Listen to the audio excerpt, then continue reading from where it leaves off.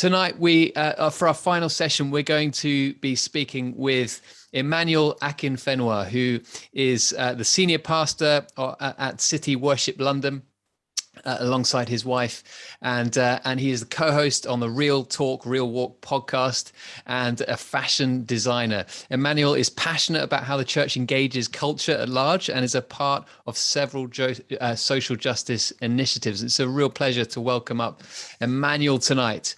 Emmanuel, are you there? Come and join us. There we go. Fantastic. How are you? Man? Really good. Really nice to meet you today. I know we've been chatting, but it's really nice to kind of make a connection like this. Where are you based right now? You're in London? No, I'm actually not. A lot of my work is based in London, but I actually live in Bracknell at the minute, so not too far from Reading.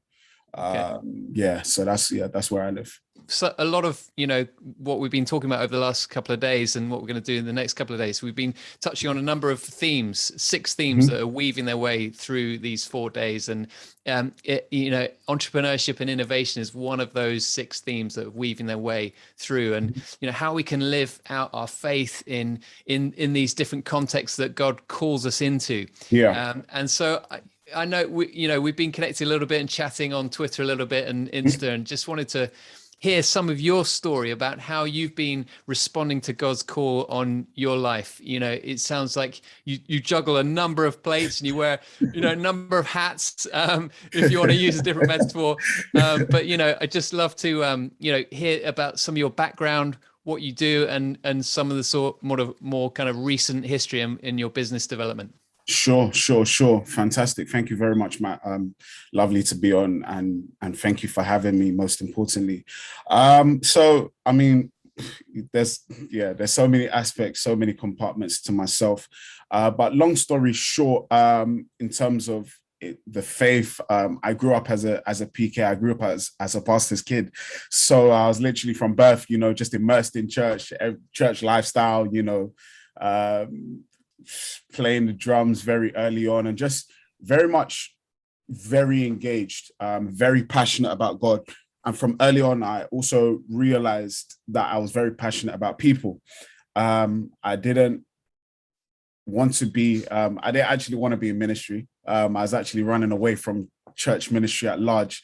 I just thought maybe if God was to call me in any way, shape or form, it would probably be outside the 4 walls, helping people, especially those that are facing great levels of oppression, whether that's systematic or on a community level, or from a familial level, maybe in their families, maybe those suffering from abuse, or those that have been hurt by life and stuff like that. And so as I grew older, I realized that, this is a very serious thing. This is something that God actually has called me to within the church and outside of the church. And so over the last few years, I've really been stepping out in a, loosely speaking, in a more aggressive way, about in a way that ministers to people. So one of the ways is, as you mentioned, in terms of social justice, it's something I'm absolutely passionate about. It's something that I've had to go out of my way and kind of find out how my skill sets, how my character and my strengths, how they really fit in. And one of the areas that was done was through mentoring, for example. So I started a mentoring group 2009. And essentially this was about encouraging specifically young men in inner city areas to kind of think about life from a different perspective. It sounds very cliche, yes, I know. But at the time, I had a lot of young men that were coming from very different backgrounds, a diverse range of experiences that needed a diverse range of help and support. And so that's why at the time I wasn't able to go, okay, right, these are a specific profile of young men that I want to help. I just needed to start something. And that's kind of how I went along. So I was working with young men that had mental health issues. I had young men that were involved in youth violence. I had young men that were involved in crime, in gangs. I had young men that were doing well, but they just needed some career guidance and support. And from there, that mentoring scheme, it turned into pastoring. And from pastoring, later down the line, I started podcasting. So a few years ago, I reached out to a friend of mine and I said, you know what, I feel like us as Christians, we can offer a bit more than the cliche stuff. Let's try a podcast that addresses real life issues for Christians. But if an unbeliever were able to listen to it, they would be able to at least take something from it. So we started the Real Talk, Real Walk podcast. And by the grace of God, we were able to do our first live show just before the lockdown. The first lockdown was announced. It was a sold out show by the grace of God. But we were able to literally talk about topics that might seem taboo, but really help engage the church with culture, and kind of break down the walls and the negative stereotypes and stuff like that. And just to round it up, beginning of last year, so beginning of 2021, I started a fashion brand called Owrder, and it was something that I'd been marinating on for years. Fashion is something that's very big for me. And I think that when you look at the spectrum of culture, fashion is actually one of the pivotal areas that make up culture. And I think it's something that church and Christians at times have been very polarized in their opinion on. It's, what does this look like? What does modesty look like? Can, you wear ripped jeans in church? Can you do X, Y, Z? And all of that kind of stuff. And I just thought, you know what?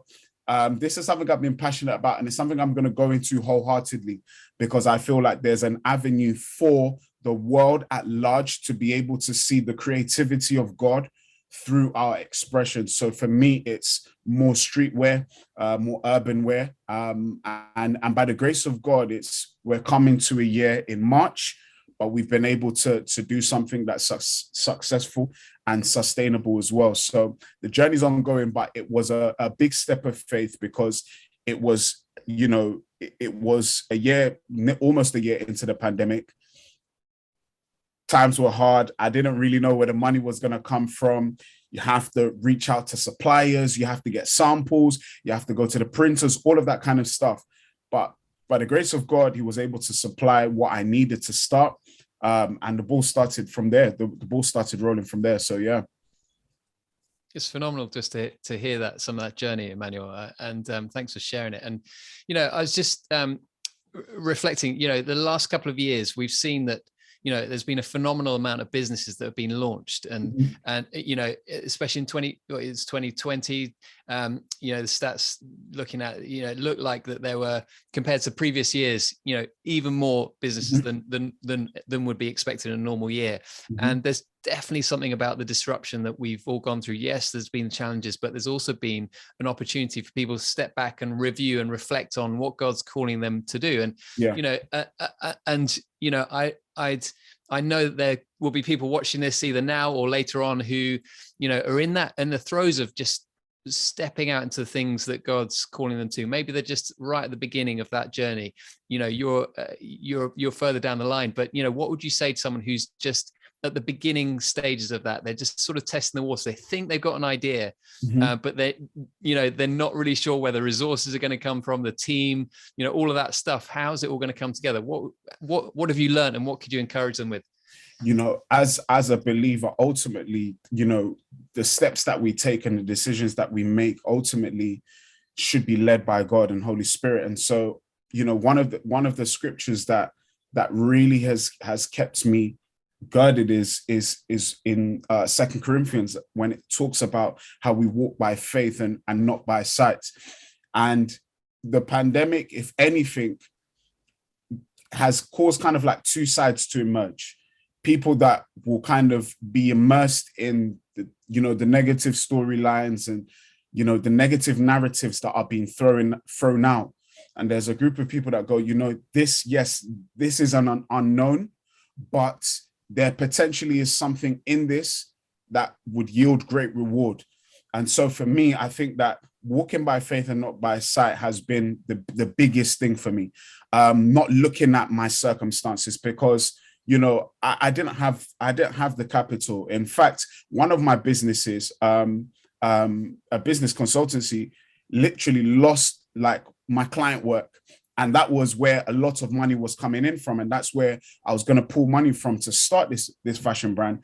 And when the pandemic came, the massive client I was working with pulled the contract because they were like, oh, we can't keep paying you because we don't know what it's going to look like for the foreseeable future. So it's kind of like, okay, plug has been pulled, Lord. What happens next? And it's like, I've given you the idea. I'm going to make a way, for you. It's kind of like in Isaiah, like when God says, look, I'm going to make rivers flow in a desert place. I think for someone who's considering or thinking or just like has a burden on their heart to start something, it's not going to necessarily start or it's not going to happen. It doesn't always happen in a way that we expect it. And that's why we have to utilize faith, because faith doesn't go, right, I've got all my ducks in a row. It goes, right, God has a plan and a vision. And for him to bring it to fruition, things aren't necessarily going to make sense. And that's why you have to rely on him. So what I challenge you is to step out. To step out of your comfort zone. The Bible talks about the Lord directing our steps. And so one thing I always preach to people is you're going to need to move for the Lord to direct your steps. The Lord is, like as a parent, a parent might, for anyone that has maybe a young child or, has, a niece or nephew or someone, a young child around them, when you want to encourage a child to walk, you've got to get them to stand up first. And then you're like, come on, walk towards me and encourage them. And the Lord encourages us by putting these things on our hearts and then goes, yeah, I want you to go and step out. And you've kind of got to go, okay, right leg first. Yes. As you do your right leg, then the Father directs you. He's kind of like, as a loving father would, just kind of, yeah, you're going in the right direction. If you're not, turn them the right way. If you're going to the wrong, okay, no, I'll turn you to the right way. So that's how I see it for us. And it's just that childlike faith that you need. You might not have all the capital. You might not have all the resources, all the connections. That was not the premise that God said faith was going to work by. It's literally by him and his guidance. So, yeah. It's so good. And that applies to whether you're setting up a business, whether you're, whether you're running a project in a community, in your family. I mean, this applies to all of life. This is, this comes back to just discipleship. We're invited 100%. To come follow, and there may be passions and dreams that people are just mulling over, and that may be the beginning of God calling you into things. And I guess we get to test it by, as you say, just putting the right leg, in front of the other, and just seeing where it goes under God, obviously, in prayer. Absolutely phenomenal. But I love it if you could tell us a little bit about Owrder and this business that you'd set up in the last year. What's the background to it, and how's it been going? Yeah, so Owrder is a fashion brand, ultimately, that it's about carrying a message of God's creativity and light through streetwear. One of the things about it is, I said to God, God, if I'm going to be able to do this thing, I want to be able to shine your creative light through what I am doing. I don't want to have to force the Christian narrative. I want you to creatively express it. And then it started by the name. So Owrder, Owrder. Now, the first three letters are a Hebrew word, and the Hebrew word, the transliteration is light. And it's like, okay, fantastic. In Genesis 1, it talks about how the world was dark, it was void, but the Spirit of God was hovering over the face of the deep. And the first thing God says is, let there be light. And for maybe the past 4 years, I've never looked at Genesis 1 the same again. My personal understanding and conviction about Genesis 1 is that God wants to be found where there is darkness. The Genesis 1 narrative, it could have said, yeah, there was light and everything was fine. But it says, the first thing God said is, let there be light. And there was light. And for me, when the prophet Isaiah speaks about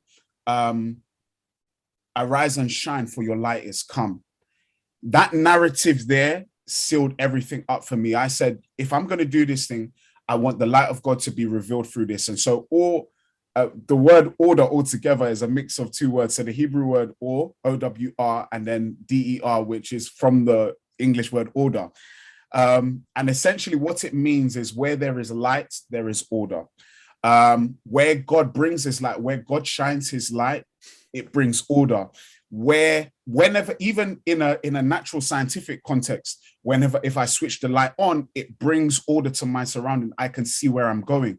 And so essentially this streetwear brand is to go, right, what you see in, you know, the writing, the packaging, the phrases on the text or the graphics ultimately are to show you that there's a hidden message that you are coming to. And it's all about bringing order to your space. And so when people wear the clothing, unbelievers are buying this and they're like, yeah, I was drawn to the message. The first design was a light bulb with a world globe. And it's like, okay, what does that mean? And it's like bringing light to the world. No one thinks, oh yeah, Jesus says, I am the light of the world. No one was thinking that. No one was still thinking about Matthew 5, you're the light of the world, the salt of the earth. No one thinks that.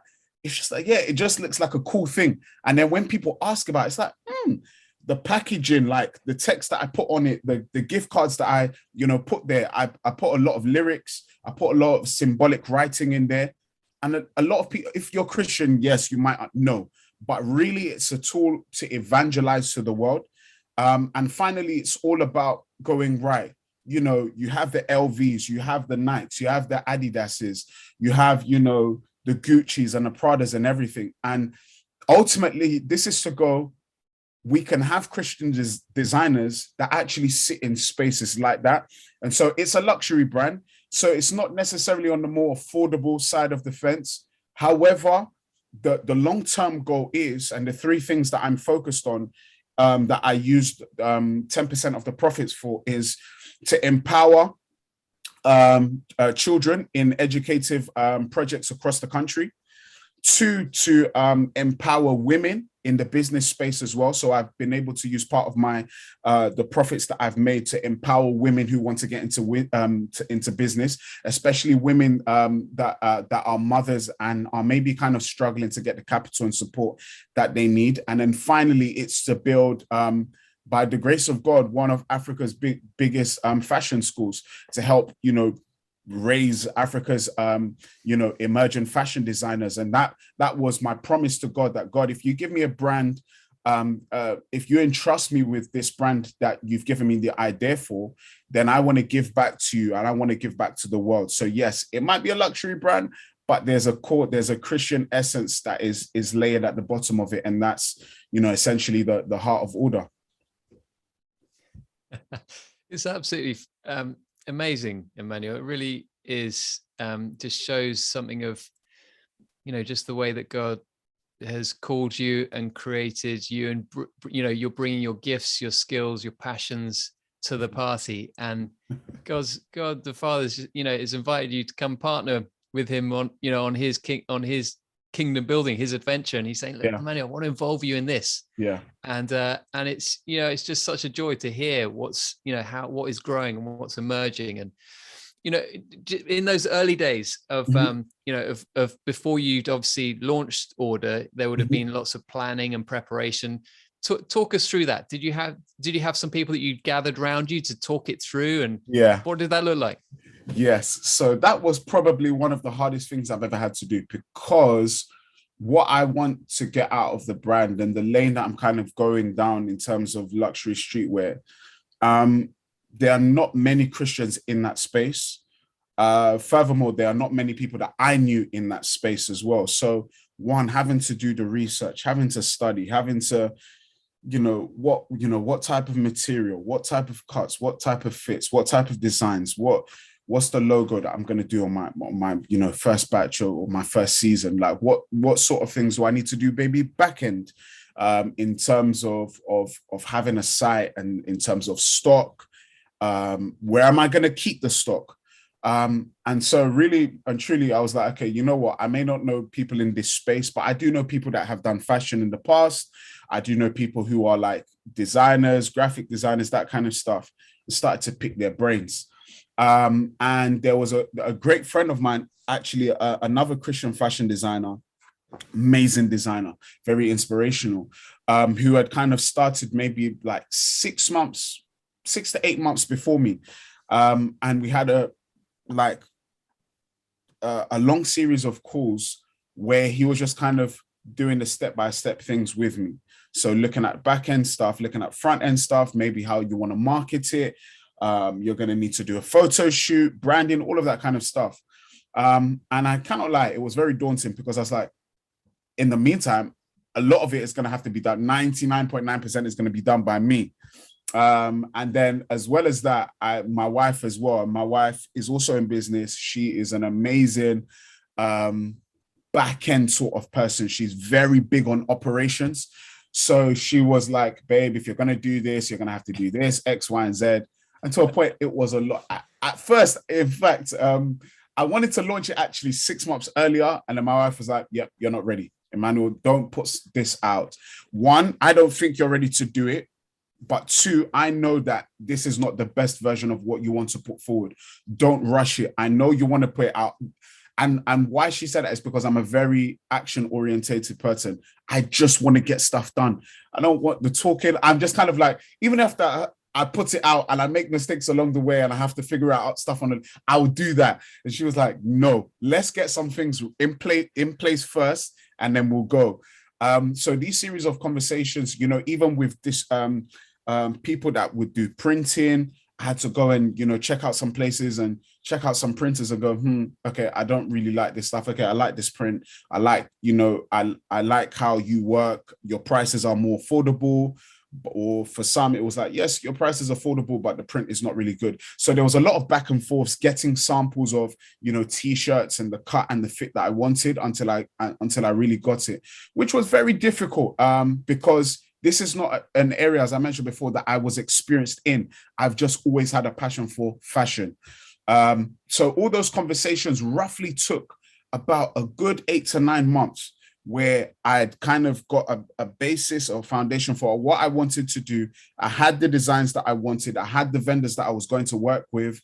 And also to add to that, add Brexit in the mix. So my supplier is not from the UK. My supplier for my first launch was from Portugal.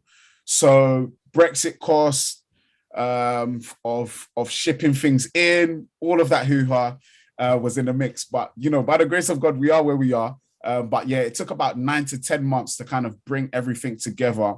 That includes from concepts to having conversations to sampling to actually getting more or less the finished products and then start preparing for the photo shoot and then the release. It's incredible. It really is, Emmanuel. And you know, say the last 6 months, you know, what's the last 6 months been like? If you launched a year ago, obviously there's that launch phase, isn't there? And I guess a year is still early days, isn't it? You are in the launch phase. Yeah.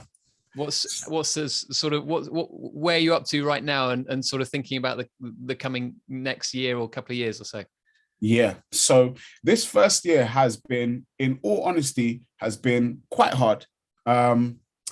Because of not many factors, but primarily because of the neck of the woods I'm in. Because I know it's a luxury brand, the cost of the items and everything together is much more expensive than clothing on the cheaper end of the spectrum.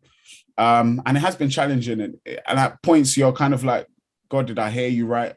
Was this me? Was just this my own, you know, doing?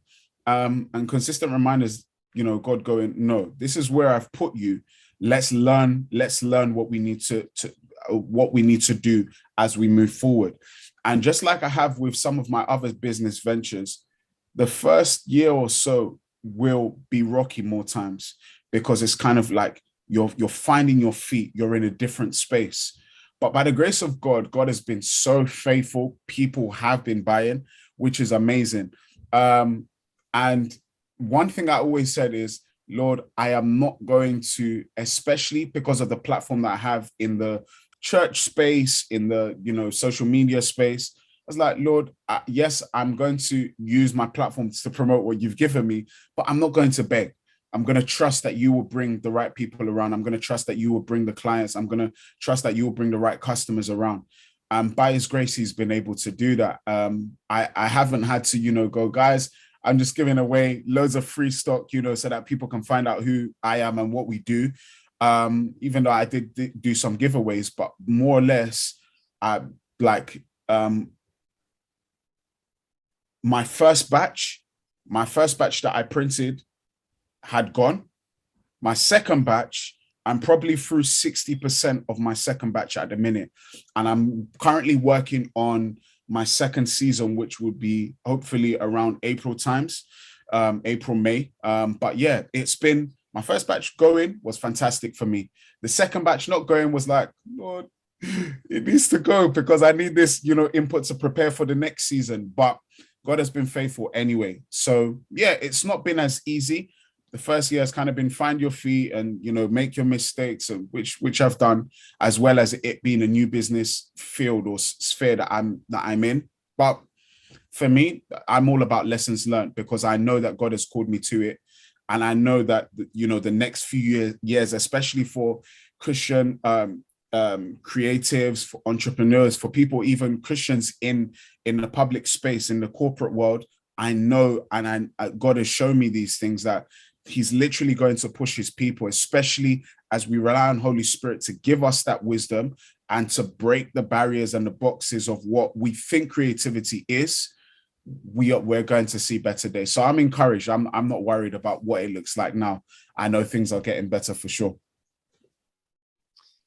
To be an entrepreneur and breaking new ground as you are, it requires tenacity, patience, perseverance. It requires team. It requires, supporters. I mean, so much. And as you described, that it's so clear that right at the heart of your journey is a dependence and reliance on the Lord going before you. And I just wondered if, as we come to a close in our conversations, what you might say to someone who might be listening to this and is in the challenging, thick of it in those early years in the startup phase. What would you say to them to encourage them on to keep going? The Bible talks about the God that starts a thing is faithful to complete it. He's faithful to establish it. Bible also talks about in the New Testament that God is not slack concerning his promise. And I know that particular scripture, the main context was in regards to salvation, but for me, it's reflective of the nature and the heart of God in everything he does, in that he is a promise keeper. He establishes his children wherever he's called them to be. He provides for his children wherever he's called them to be. He never leaves us and he doesn't forsake us. And I think that the moment that we're in this, as they coin it, the new normal, that, that we're stepping into, and we're pretty much, on the precipice of getting there, whilst COVID we're beginning to see just the rolling away of the first stage of COVID and it kind of flowing into some sort of normality. I believe that as we're looking forward, that we should look forward with God, like our vision, as Hebrews 12 talks about looking to Jesus, the author and finisher of our faith. Let's look to him right now, because we don't know what the future has to hold. Only God knows. But as we look to Jesus, he gives us the direction for now. And that's why I love what the psalmist says when he says, your word is a lamp unto my feet and a light unto my path. His word is necessary for now, and his word is necessary for the future. And so as long as we rest in that, then there's no need to worry about, oh, God, did I get it right or wrong? If you entrust your life in his hands, if you entrust your idea, your projects, your businesses, your initiatives that he's given to you back into his hands, he's definitely going to sort it out. Because ultimately what we have to remember is he's given us this thing, or he's given us these things to steward. They ultimately belong to him. And what we're doing is going, God, well, you gave them to us. We're giving them back to you, or we're offering them back to you. to remind ourselves that we didn't give this to ourselves. We were called for your good works. We were called to glorify you. We were called to worship you in our actions, in our thoughts, in our deeds. And so by doing this, we are taking steps of faith. We are taking steps of boldness. We are taking steps being led in prayer, being led by the Spirit of God, as Romans 8 talks about. And we are going out into the unknown. We are going into the deep with you. Just like Simon Peter launching his net into the deep, we're launching our nets into the deep because the master instructed us to do it. And as you do it, the Lord will embolden you, yes, but also he will cause you to be a light in a dark space. And that's really what we need. And that's more than my desire. It's the heart of Christ, that in the world that they see this light that we Christians always bang on about, you know, we're the light of the world, we're the salt of the earth. Well, we've actually got to be this light and not just talk the lights. So Jesus is now causing us to go, you know what? This light that the world needs to see, you've actually got to step out. You can sing this little light of mine as much as you want, but they're not going to see it shine until you switch it on, you know, and that's really our responsibility. So I'm encouraged, and I want to encourage you. I believe that these are important days for the body of Christ, for the church at large. It's important days for Christian creatives, entrepreneurs, people that are social, you know, people that have social justice ideas or, you know, social initiatives. These are the days that the world have been crying out for. They're waiting. They don't realize it's us, believers, but they are waiting for something. And when you turn up, they'll realize it was Jesus that they were looking for. It's absolutely fabulous, Emmanuel. You're an inspiration. I've really enjoyed hearing your journey and your story. Thank you for sharing such insights on your experience, but also your faith as well. It's so wonderful to see that. Emmanuel, God bless you. Emmanuel Akinfenwa, really good to have you. And God bless you. Enjoy your evening. Take care, sir. Thank you very much. God bless.